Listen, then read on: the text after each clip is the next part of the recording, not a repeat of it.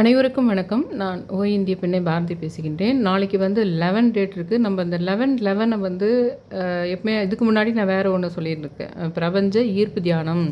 அந்த 11/11லேருந்து கரெக்டாக ஒரே ஒரு நிமிஷம் வந்து காலையில் சாயந்தரம் 2 வேளையுமே நம்ம அந்த 11/11ல் ஈர்க்கத்துக்காக பிரபஞ்சத்துக்கு நன்றி, பிரபஞ்சத்துக்கு நன்றின்னு சொல்லணும்னு ஆல்ரெடி போட்டிருக்கேன். அப்போ அது மட்டும்தான் சொல்லணுமான்னா அப்படி கிடையாது. இப்போ இது இன்னொரு வகையாக நம்ம யூஸ் பண்ணலாம். இந்த 11/11 நம்ம நிறைய விஷயமா ஆன்மீக விஷயங்கள்ல என்னெல்லாம் நம்ம கேள்வி பண்ணுறோமோ அதெல்லாம் வந்து 11 முறை எழுதுறது, இல்லைனா அந்த நம்பர் கரெக்டாக அந்த டைம் வரும்போது அதை நம்ம அலாரம் வச்சுட்டு பண்ணுறதுன்றது நிறைய கான்செப்ட் பண்ணுற மாதிரி. இப்போ நம்ம என்ன பண்ணுறோன்னா, அலக் நிரஞ்சன் நான் உங்களுக்கு சொல்லியிருந்தேன் இல்லைங்களா? அந்த அலக் நிரஞ்சன் என்ற இது வந்து உருவாக்கினவர் யாருன்னு கேட்டால் மச்சமுனி. இப்போது நம்ம தமிழ்நாட்டை பொறுத்த வரைக்கும் நம்ம கேட்குறது எப்படி கேட்போம்னா, மச்சமுனின்றவர் அலக் நிரஞ்சன் உண்டாக்குனார்னு சொன்னோம்னா அதெல்லாம் இல்லையேன்னு சொல்லுவாங்க இவங்க. ஏன்னா இங்கே இருக்கிறவங்க மச்சமுனின்னு சொல்கிறாங்க. அதே மச்சமுனியை தான் நீங்கள் அலக் நிரஞ்சன்னே போட்டு ஒன்று நீங்கள் இந்த விக்கிபீடியாவில் போய் தேடினீங்களானா அதை உருவாக்கினவர் வந்து மத்ஸ்யேந்திரர் அப்படின்னு ஒருத்தர் உருவாக்கியிருக்கிறாரு. அவருக்கு வந்து கோரக்நாத்னு ஒருத்தர் தெரியும். அந்த கோரக்நாத்துக்கே வந்து அவருடைய பெயர்லேயே அந்த சித்தர் பேர்லேயே கோரக்பூர் இருக்குது நார்த் இந்தியாவில்னு சொல்லுவாங்க. ஆனால் நம்ம தமிழ்நாட்டில் வந்தால் அந்த மச்சமுனிக்கு கோரக்கர் தான் குரு, இல்லைனா அவருக்கு இவர் குரு, அந்த கோரக்கருன்னு இங்கே வேறு மாதிரி அதை சொல்லுவாங்க. அந்த மாதிரி அதனால் அலக் நிரஞ்சனுக்கும் இந்த மச்சமுனிக்கு என்ன சம்மந்தங்குது அப்படி தான் இங்கே யோசிப்பாங்க. சரி, நான் ஒரு விஷயத்த சொல்கிறேன், ஒரு விஷயத்த சொல்லிடுறேன், அதுக்கப்புறம் நம்பூர் ஸ்டைலில் மச்சமுனியை சொல்கிறேன். அப்போ நீங்கள் புரிஞ்சுக்கலாம். அந்த மத்ஸ்யேந்திரத்துக்கும் அந்த அலக் நிரஞ்சனுக்கும் நம்பூரில் சொல்கிற மச்சமுனியும் எல்லாம் ஒன்று தான் புரிஞ்சுக்குங்க முதல்ல. அதுக்கப்புறமா அதை நாளைக்கு 11ஆம் தேதி நம்ம அதிகப்படியாக அதை யூஸ் பண்ணுறோம். 11 மணிக்கு 11 நிமிஷத்தில் 11 முறை வேண்டுறது அது ஒரு ஸ்டைல். 11 மணி 11:11க்கு கரெக்டாக பிரபஞ்சத்துக்கு நன்றி சொல்கிறது அது ஒரு டைப்பு. நைட்டு 11:11க்கும் அதே யூஸ் பண்ணுறது அது ஒன்று. 11ஆம் தேதியே யூஸ் பண்ணுறது அப்படி பார்த்தா நாளைக்கு 11ஆம் தேதி மாதம் வர 11ஆம் தேதியும் அதை நம்ம யூஸ் பண்ணலாம். அதை டெய்லியேவும் 11ஆம் தேதி 11 மணி 11க்கு அலாரம் வச்சுட்டு நைட்டு 11:11க்கும் நம்ம அதை சொல்லலாம். அதனால் நான் உங்களுக்கு ஃபஸ்ட்டு ஒரு கான்செப்டை நான் உங்களுக்கு சொல்கிறேன். அதாவது அலக் நிரஞ்சன்ன்றது நாத் யோகிகளால் படைப்பாளர் என்பதற்கு ஒரு சொல்லாக கடவுள் மற்றும் ஆன்மாவின் பண்புகளை விவரிக்கிறதா பயன்படுத்துகிற ஒரு சொல்லாக இருக்குது. இது ஆன்மா அப்படின்னு சொல்கிறாங்க. அதை எப்படி இந்த ஸ்துல ஆத்மானா பிலிப்பைன்ஸில் ஆன்மான்ற வார்த்தை தான் உங்களுக்கு ஸ்துலுன்னா ஆன்மா பிலிப்பைன்ஸில் அவ்வளோதான். அதுலேயே அது கூடு விட்டு கொடுப்பாயும் அந்த ஆத்மா இப்படியெல்லாம் இருக்கும்ன்றதுக்கு தான் அது அமானுஷ்துலுன்னு நம்ம சொல்கிறது. அந்த மாதிரி இந்த அலக்குன்ற இந்த ஒரு விஷயம் கூட அந்த ஆன்மா அப்படின்னு இருக்குது. காணப்படாதது, கண்ணுக்கு தெரியாதது அப்படின்னு. அது நிரஞ்சனா கரையற்றது அப்படின்றது அலேக்குன்றது. இப்போ வியூவர் கூட யாரோ ஒருத்தர் போட்டிருந்தாங்க.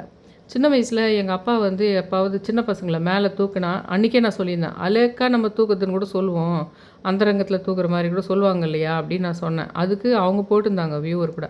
எங்கள் அப்பா கூட சின்ன வயசில் வந்து குழந்தைங்கள தூக்குனாங்கன்னா அலேக் மிரஞ்சன் சொல்லுவார் அவர்.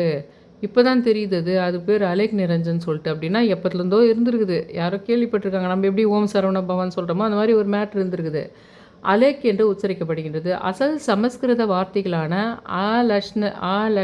லக்ஷ்யம் அலட்சியத்தின் பொருள் உணர்ந்து அதை வந்து விவரிக்க முடியாத ஒன்று. புராணத்தினுடையபடி உயர்ந்த மனிதருக்கான கோஷம் அல்லது ஒரு உற்சாகமான கூக்குரலில் மத்ஸ்யேந்திரநாத் என்பவரால் உருவாக்கப்பட்டது. அப்படி விக்கிபீடியாவில் போட்டாலும் நார்த் இந்தியாவில் அப்படி வச்சுக்கோங்க. ஆனால் அதே அது கூட எனக்கு இன்னொரு வியூவர் தான் பிரியதர்ஷன் தான் சொன்னது. மத்ஸ்யேந்திரநாத் தான் மச்சமுனி தான் மத்ஸ்யேந்திரநாத் சொல்லுவாங்கல்லன்னு சொல்லிட்டு ஞாபகப்படுத்தினாங்க எனக்கு. அந்த மாதிரி மத்ஸ்யேந்திரநாத் என்பவரால் உருவாக்கப்பட்டது. ஆதிநாதர் என்ற சிவபெருமானுக்கு பிறகு நாத் யோகா வழிபாட்டின் 2வது குருவாக மத்ஸ்யேந்திரர் பிரபலமாக கருதப்படுகின்றார். அவர் அறியப்பட்ட வரலாற்றில் யோகாவில் ரொம்ப தேர்ச்சி பெற்றவர். கடவுளால் உணரப்பட்டு கடவுளை குறிக்கின்ற ஒரு விஷயமாக அலக் நிரஞ்சன் முர்மு என்ற வார்த்தையை அவர் பயன்படுத்துகிறார். அவருடைய சீடர் வந்து மகாயோகி கோரக்நாத். நம்ம ஊரில் என்ன சொல்கிறாங்க, அவருடைய சீடர் கோரக்கர்னு சொல்லிடுறாங்க. ஆனால் அவங்க வந்து அந்த மத்ஸ்யேந்திரன் சொல்லி அவர் தான் அலக் நிரஞ்சன் சொல்லி அவருடைய சீடர் மகாயோகி கோரக்நாத்ன்னு சொல்கிறாங்க. அந்த கோரக்நாத்ன்றவனுடைய கற்பனை செய்ய முடியாத மாதிரி ஒரு விஷயமாக இந்தியாவில் அறியப்பட்ட முக்கியமான எண்ணெய்களில் ஒரு முக்கியமான பிரபலமான ஒருத்தராக அந்த கோரக்நாத் இருக்கிறாரு.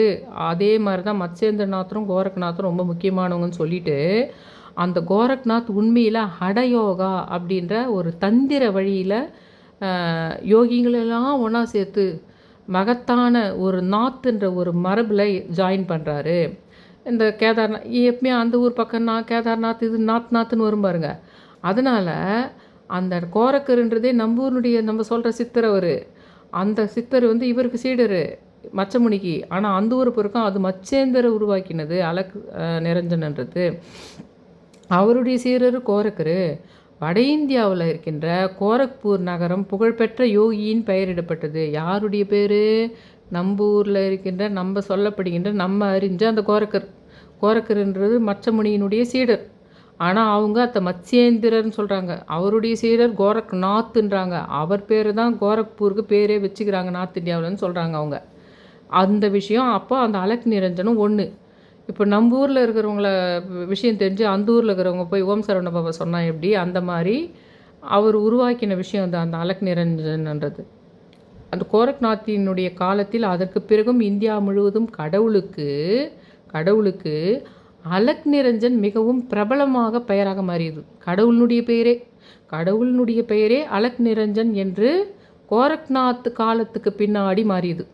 கோரக்நாத் என்றவர் அதை உருவாக்கியது, அந்த பேரை உருவாக்கியது மத்ஸ்யேந்திரன்னு சொல்கிற மச்சமுனி தான். அவருடைய சீடரை நார்த் சைடில் கோரக்நாத்னு சொல்லி அந்த ஊருக்கு பேரே கோரக்பூர்னு வச்சாங்க.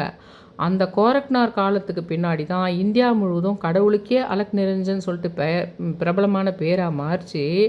அதுக்கு பின்னால் சீக்கிய குருவான குருநானக்கும் இந்த புனித பெயரை கடவுளுக்கு குறிக்கிறதுக்கு அவங்க பயன்படுத்திக்கிட்டாங்க.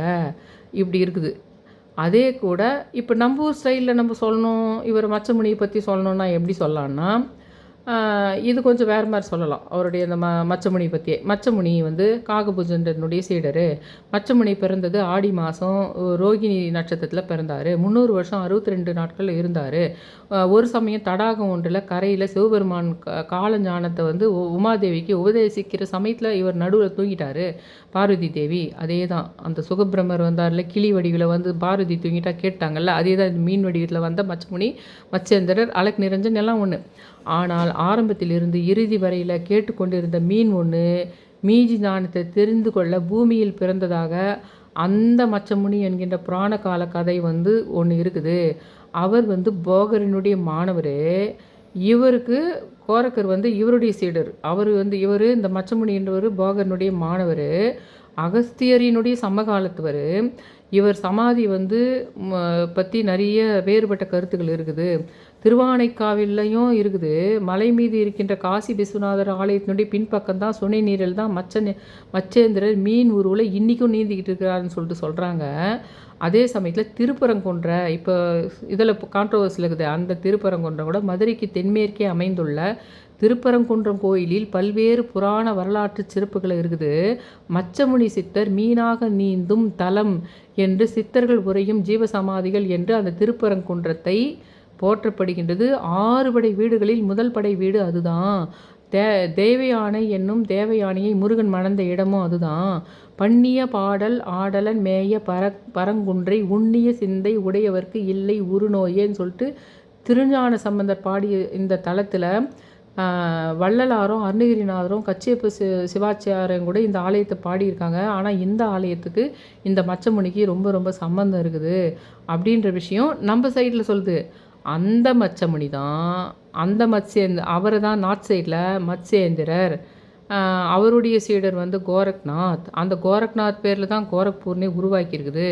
அவங்க அந்த கோரக்கர் இந்த மச்சமுனி 2 பேரும் சேர்ந்து தான் அந்த அலக் நிரஞ்சன் சொல்லிட்டு அந்த கடவுளுக்கு அந்த பெயரை வச்சாங்க அப்படின்னு இருக்குது. இப்போ எல்லாம் ஒன்றா சேர்த்து உங்களுக்கு புரிஞ்சிச்சா? இப்போ நீங்கள் என்ன பண்ணலான்னா டெய்லியே 11 சொல்லலாம். ஏற்கனவே சொல்லிக்கிறேன் 11 கரெக்டாக பிரபஞ்சத்துக்கு நன்றின்னு. அது ஞாபகம் வந்து அதையும் பண்ணுங்கள். இது புது ட்ரையல். 11 கரெக்டாக நீங்கள் டெய்லியே சொல்லலாம். நாளைக்கு 11ஆம் தேதியே, அதனால் நாளைக்கும் சொல்லிவிடுங்க. அதை அலக் நிரஞ்சன் மட்டும் சொல்லுங்கள். வெறும் அலக் நிரஞ்சன் 11 முறை சொல்லிடணும். 11 நைட் 11 சொல்லிடணும். அது சொல்லி முடிச்சுட்டு அதுக்கப்புறமா மச்சமுனி போற்றி, இல்லைனா மத்ஸ்யேந்திரரே போற்றி, இல்லைனா மச்சமுனியே போற்றி அப்படின்னும் 11 முறை சொல்லுங்கள். இப்போ 11ஆம் தேதின்னு பார்க்கும்போது நாளைக்கு தேய்பிறை அஷ்டமி. அப்போ உங்களுக்கு பைரவர் வராரு. அந்த பைரவர், அந்த சிவன், இவங்கெல்லாம் ஒரே சக்தி வாய்ந்தவங்க. இந்த கோரக்கர், இந்த மத்ஸ்யேந்திரர், மச்சமுனி எல்லாம். அதனால் பைரவரையும் நாளைக்கு பைரவாய வித்மகேன்னு சொல்லியும் ஸ்லோகம் சொல்லலாம். இல்லைன்னா வெறும் பைரவரை போற்றினும் ஒரு 11 முறை சொல்லலாம். சொல்லி அதுக்குள்ளே அந்த 11 அது தாண்டிடும்.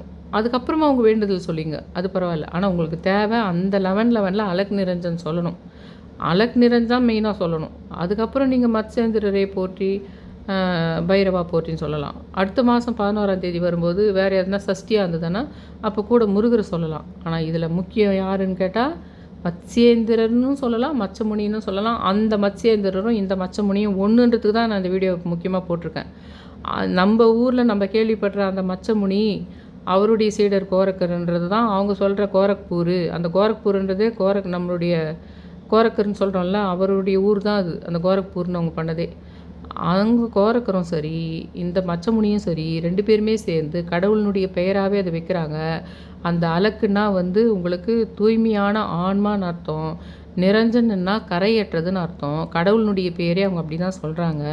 அதுக்கு ஒரு மகா சக்தி இருக்குது. அதனால் 11/11க்கு நாளைக்கு 11ஆம் தேதி அதை சொல்லி முடிச்சுட்டு அலக் நிரஞ்சன் 11 முறை சொல்லிவிட்டு அதுக்கப்புறம் மச்சமுனி போற்றினா சொல்லுங்கள், இல்லை மத்ஸ்யேந்திரரை போற்றினாவது 11 முறை சொல்லிவிட்டு கூடவே பைரவர்தும் நாளைக்கு இது இருக்குதுன்றதுனால பைரவர் சிவனாலேயே தோற்றுவிக்கப்பட்ட மெகா சக்தி வாய்ந்தவர்ன்றதுனால அந்த மீன் வடிவில் அவர் சிவன் சொன்னதை தான் அவர் கேட்டுக்கிட்டாருன்றதுனால திருப்பரங்குன்றத்துலேயும் சரி உங்களுக்கு அவர் மீன் வடிவில் இப்போவும் நீந்திக்கிட்டாருன்றதுனால அதை சொல்லி அதுக்கப்புறமா அவங்க வேண்டுதல் வைங்க. அது ஒரு அற்புதமாக 11ன்ற நம்பரையோ அல்லது அந்த மத்ஸ்யேந்திரர்ன்ற சம்மந்தப்பட்டமான ஒரு முனிவர் மாதிரி ஒருத்தரை நீங்கள் பார்க்குறதோ, இல்லை ஒரு காவி உடை அணிந்த மாதிரி ஒருத்தரை பார்க்குறதோ, ஒரு ஞானி யாரா பார்க்குறதோ அது நடக்கலாம். இல்லைன்னா ஏதோ ஒரு வகையில் அது உங்கள் கூட கனெக்ட் ஆகுது, உங்கள் வேண்டுதல் கூட சம்மந்தப்பட்டது. உடனே 11ன்ற நம்பர் மூலமாகவோ ஏதோ ஒரு 11ஆம் தேதின்னோ 11 கிழமைன்னோ யாரோ ஒருத்தர் அன்றைக்கி ஒரு விஷயம் உங்களுக்கு தெரியப்படுறதோ, அந்த நாளில் அந்த 11ஆம் தேதியிலேயே ஒரு சில மாற்றங்கள் வர்றதோ, இல்லை அடுத்தது ஒரு 4 நாள் பொறுத்து உங்களுக்கு ஒரு நல்ல விஷயம் நடக்குது 11 மணி 11 நிமிஷத்துலேயோ நீங்கள் அந்த 11ன்ற விஷயம் ஏதோ ஒரு வகையில் உங்களோட கனெக்ட் ஆச்சுன்னா, இப்போ நான் சொன்ன இந்த வேண்டுதல் விஷயம் நீங்கள் பண்ணியிருக்கிறீங்க, அதனால தான் அது நடந்துருக்குதுன்னு எடுத்துக்கலாம். என் சேனலை சப்ஸ்கிரைப் பண்ணுறது உங்கள் பொறுப்பு. ரிக்வஸ்ட் பண்ணி கேட்டுக்கிறேன். என் சேனலை சப்ஸ்கிரைப் பண்ணுங்கள், ஷேர் பண்ணுங்கள், அந்த ஆல் இந்த நோட்டிஃபிகேஷன் பெல் பட்டனை ப்ரெஸ் பண்ணுங்கள். ரொம்ப ரிக்வஸ்ட் பண்ணி கேட்டுக்கிறேன். Thank you all.